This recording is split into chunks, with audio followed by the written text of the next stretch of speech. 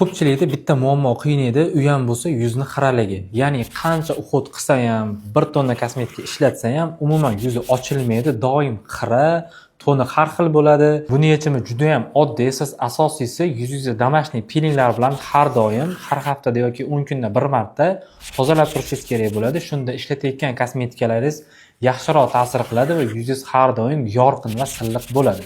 Bundan tashqari ko'pchilik e'tibor qilmaydigan yana bitta jihat bor, bu kosmetikalarni to'g'ri dozalash. Masalan, 1 oyga mo'ljallangan kremni 10 kunda tugatib qo'yishadi yoki 2 oy, 3 oy davomida 1 oylik kremni doimiy oz-ozdan surib yurishadi. Har ikki holatda ham natijasi umuman teskari bo'ladi yoki siz kutgan natijani bermaydi. Masalan, 30 milligrammlik ampulani siz 1 oyda yoki 1 oydan sal ko'proq muddatda tugatishingiz kerak bo'ladi. Shunda siz kuniga 0,8 yoki 1 milligrammdan ishlatgan bo'lasiz. Standart bo'yicha kundalik doza 1-1,5 milligram hisoblanadi. Shu sababli ampula va serumlarni 30 yoki 50 milligrammdan chiqarishadi, ya'ni 1 oyga yetadigan qilib taqsimlashadi. Agar mana shunday oddiy qoidalarga ham amal qilmaydigan bo'lsangiz, eng zo'r kosmetikani ishlatsangiz ham siz kutgan natijani olmasligingiz mumkin.